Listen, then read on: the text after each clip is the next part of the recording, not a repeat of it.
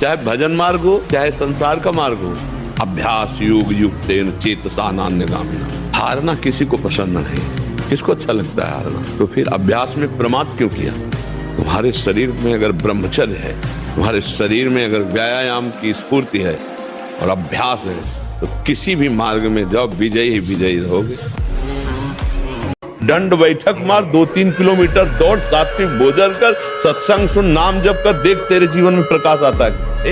फिसला तू ही है, तू ही खड़ा होगा, तू ही पैर जमाएगा, तू ही रौंद के निकल जाएगा। मेरी बात मान, हारने की जरूरत नहीं, तू भगवान का अंश है। 1000 बार नाली में गिरेंगे फिर भी हम छाती ठोक के आगे बढ़ेंगे। जो 8-10 बजे तक सोता है वो कोई भी वो ब्रह्मचारी रह ही नहीं सकता। आप देखिएगा 3 बजे से लेकर के सूर्योदय के तक अगर आप सोते, आपका स्वप्न दोष बढ़ेगा, आपका संयम बिगड़ेगा। मान लो धमकी किसी भी तरह की, नहीं डरना, नहीं डरना। कोई बाल बांका नहीं कर सकता, धर्म से चलने वाले कोई बाल बांका नहीं कर सकता। प्रयास करेगा लेकिन भगवान रक्षा, धर्मो रक्षति रक्षता। ये सूत्र जो शास्त्र के हैं ना, ये गलत नहीं होते, ये पूरा जीवन भर इसका हम बोल करके हम बता रहे हैं। धर्म से चले। जो ब्रह्मचर्य धारण नहीं करते हैं वो न सदगृहस्थ बन पाते हैं, ना वो वानप्रस्थ, ना वो सन्यासी।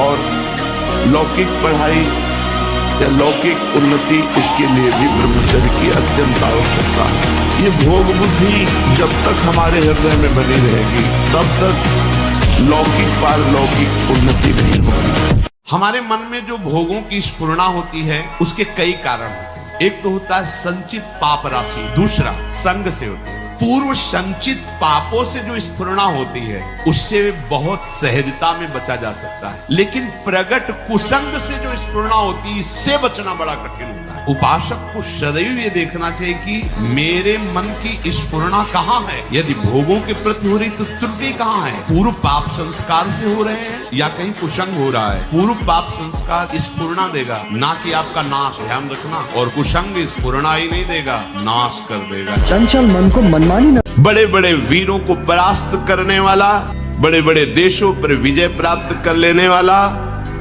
वो विजयी नहीं कहा जाता। विजयी वो है जो विषयों के आकर्षण को, इंद्रियों को, मन को जीत लिया, उसे कहा जाता है विजयी।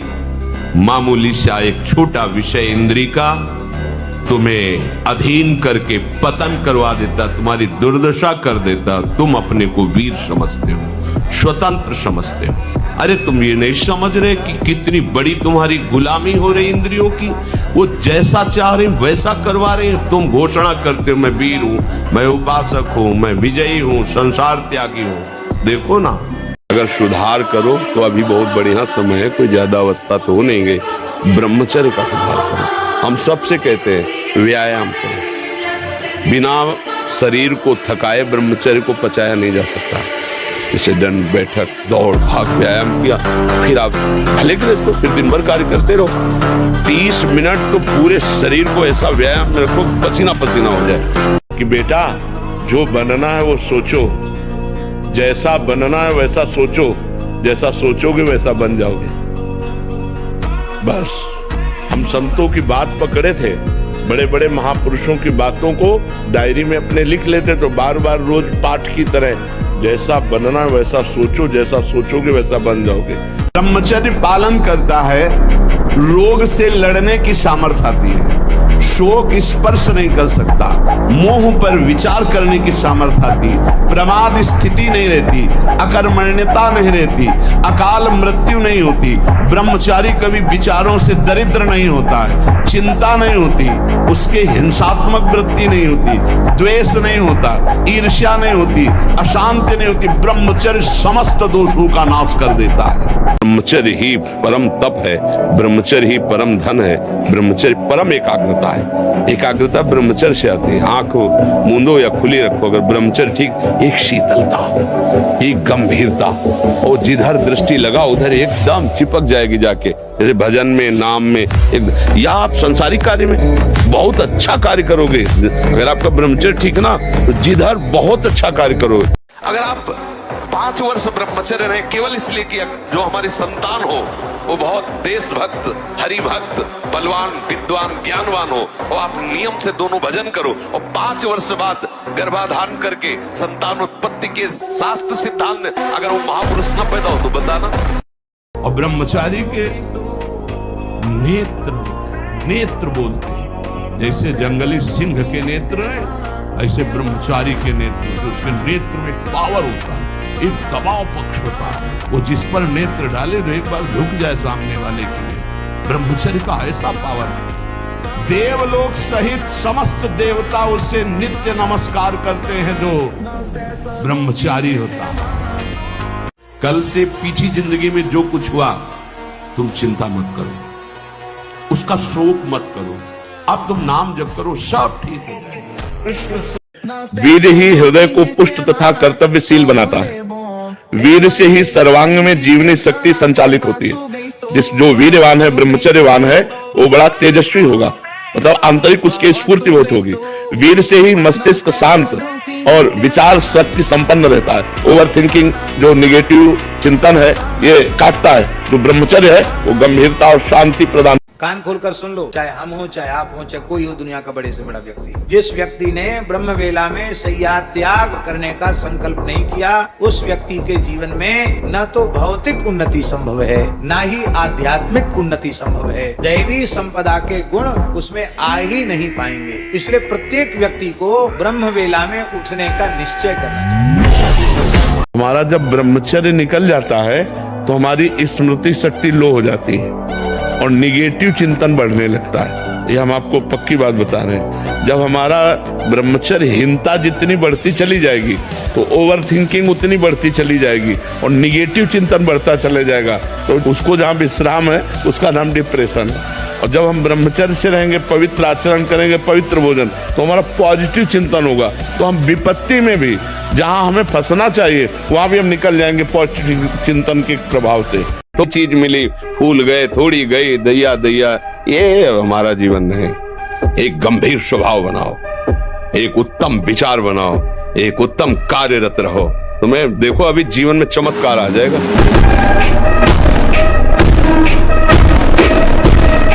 व्यायाम करना चाहिए, नाम जप करना। देखो अब देखो अपना जीवन देखना, 1 साल में आप बदल जाओगे। 1 साल में चेहरा बदल जाएगा, जीवन बदल जाएगा। नाम जप करो, आध्यात्मिक शक्ति बढ़ाओ, व्यायाम करो, शुद्ध भोजन करो, शारीरिक शक्ति बढ़ाओ, अभी आप बलवान बन जाओगे। ब्रह्मचर्य का विमल प्रताप प्रकट होता है। वीरवान बलवान होता है, विद्वान होता है, तपस्वी होता है, मनस्वी होता है, त्यागी होता है, तत्व चिंतन परायण होता है। ब्रह्मचर्य में अलौकिक अमानुषिक शक्ति जागृत हो जाती है। अमानुषिक ऐसा कैसे हो सकता है? हो सकता है क्योंकि ब्रह्मचर्य है, क्योंकि भगवत मार्ग का पथिक है। उस शक्ति, उसकी शक्ति के सामने संसार को आश्चर्य असंभव जान पड़ता है। ऐ उपासक, सावधान हो जा।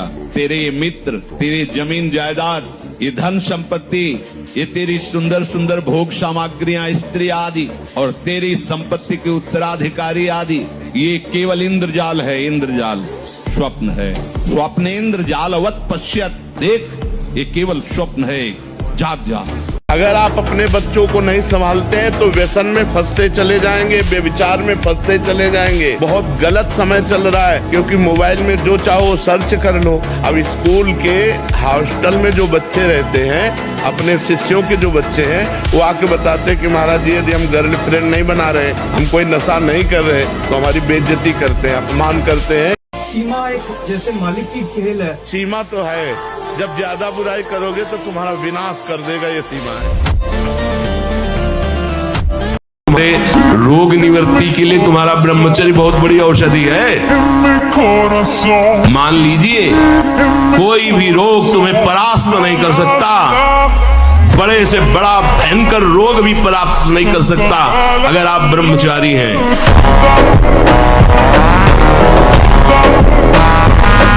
और कुछ बातें तो ऐसी हैं जो सबको ज्ञात है कि किसे अधर्म कहते हैं। जहां आप कार्य करने के लिए सोचा और अंदर से उत्तर आया नहीं ये गलत है, वो अधर्म है।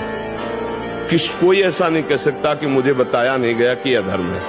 आप अंदर से हृदय से देखो, आप जब गलत कार्य करने चलोगे तो भगवान जो सबके हृदय में बैठे वो प्रेरणा कर, ये पाप है, ये गलत है। मन कहता है नहीं कोई गलत नहीं, सब चलता है, बस वो आगे बढ़ता चला जाता है और फिर मलिन इतना हो जाता है कि अंदर से आवाज आना बंद हो जाती है। अगर नाम जप करोगे तुम्हारे अध्यात्म बल की वृद्धि होगी। अध्यात्म बल जब बढ़ता है तो बुद्धि प्रवीण हो जाती है। जब बुद्धि प्रवीण होती तो एक सेकंड में निर्णय कर देगी ठीक है कि नहीं ठीक है।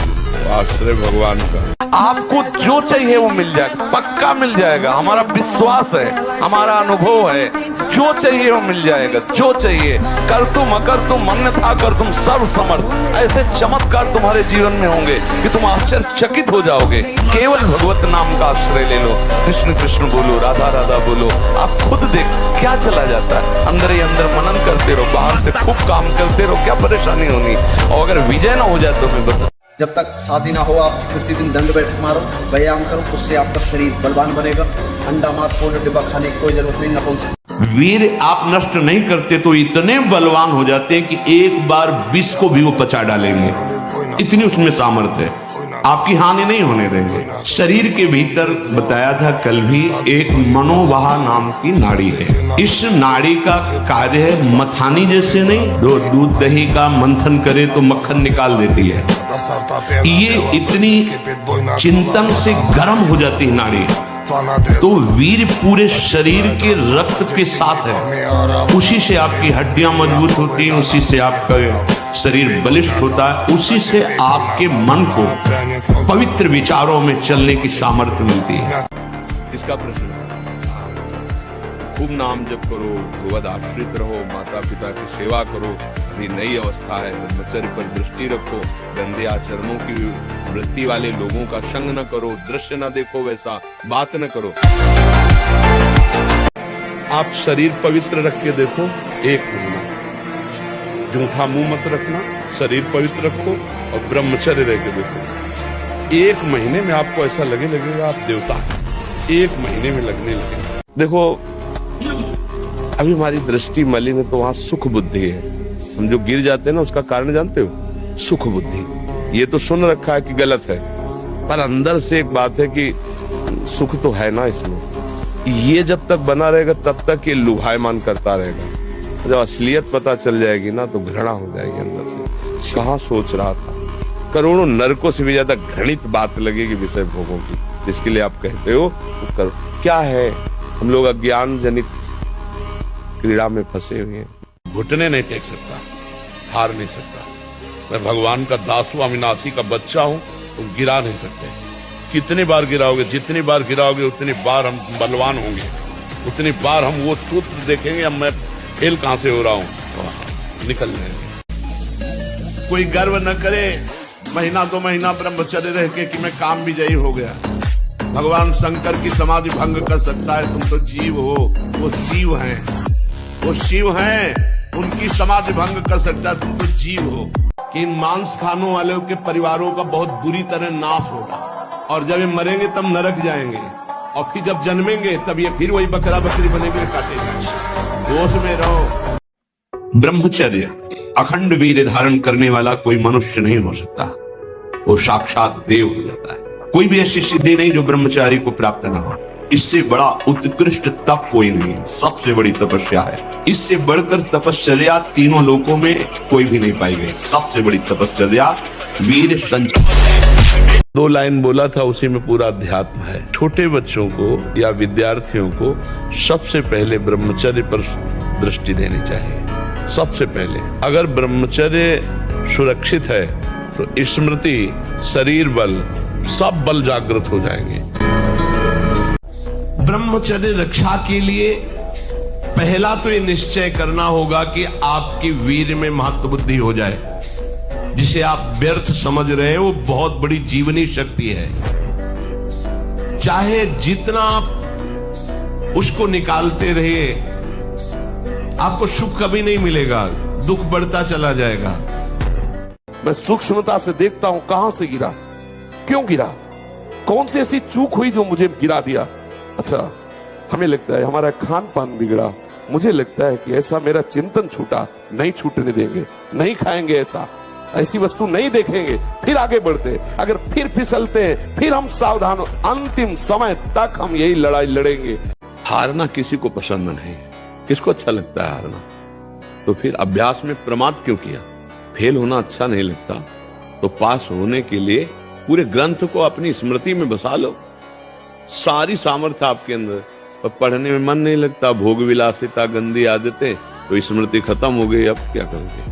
तुम्हारे शरीर में अगर ब्रह्मचर्य है, तुम्हारे शरीर में अगर व्यायाम की स्फूर्ति है और अभ्यास है, तो किसी भी मार्ग में जाओ, विजयी ही विजयी रहोगे। मन से, वचन से और शरीर से, तीनों से ब्रह्मचर्य होता है।